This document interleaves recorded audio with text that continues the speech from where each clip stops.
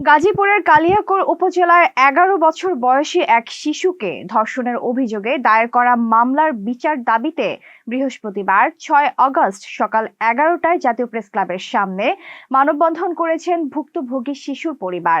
শাহজালাল ভাই উজ্জ্বলের তথ্যচিত্রে বিস্তারিত। মানববন্ধনে শিশুটির স্বজনরা অভিযোগ করেন, মামলার অভিযুক্ত গ্রেফতার হয়ে কারাগারে থাকলেও তার আত্মীয় স্বজনরা মামলা তুলে নিতে বিভিন্নভাবে হুমকি ধমকি দিচ্ছেন। এতে পরিবারটি চরম নিরাপত্তাহীনতার মধ্যে দিন কাটাচ্ছে।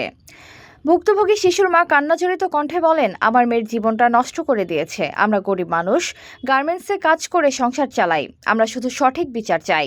অভিযুক্ত যেন সর্বোচ্চ শাস্তি পায়, আর কোনো মেয়ের জীবন যেন এভাবে ধ্বংস না হয়। ঘরে বা ইন্ডাস্ট্রিতে মেঘনা স্টার কেবলস, বিশুদ্ধ কপারের নিরাপদ কেবলস, আপনার নিরাপত্তার সঙ্গী। আমার মেয়েকে ছোট একটা বাচ্চা, 11 বছরের বাচ্চা, ওকে দর্শন করা হয়েছে।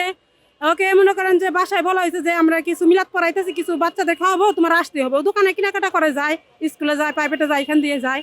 পাশে আমার বাড়ির সাথে দোকানটা। তো নাম মোহাম্মদ গোলাম রব্বানী, আমি এসেছি গাজীপুর পল্লী বিদ্যুৎ চন্দ্রা থেকে। অভিযোগ অনুযায়ী গত 11 জুলাই শিশুটিকে চকলেটের প্রলোভন দেখিয়ে স্থানীয় এক মুদি দোকানদার নিজের ভাড়া বাসায় নিয়ে গিয়ে ধর্ষণ করে। ভয়ভীতির কারণে শিশুটি প্রথমে কাউকে কিছু জানাতে পারেনি।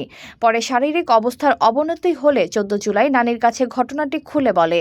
এরপর শিশুটির বাবা কালিয়াকৈর থানায় লিখিত অভিযোগ দায়ের করেন। আমি একটা বিচার নিয়েছি। আমার শিশু মেয়ে, 11 বছর মেয়ে ধর্ষণ করা হয়েছে। HPL uPVC pipe and fittings, শক্ত, মজবুত ও দীর্ঘস্থায়ী, এক পাইপে জীবন পার।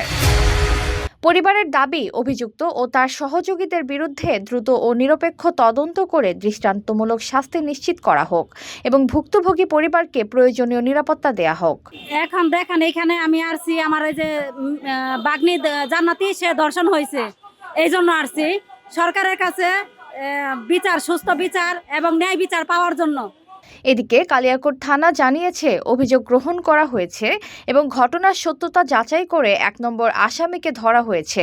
সে এখন বর্তমানে জেল হাজতে আছে। আরও আসামি যারা আছেন তাদেরকে ধরার চেষ্টা চলছে বলে জানিয়েছেন। এতক্ষণ আপনাদের সাথে ছিলাম তামান ইসলাম তন্নি। প্রতিদিনের নিউজ আপডেট পেতে আমাদের সাথেই থাকুন।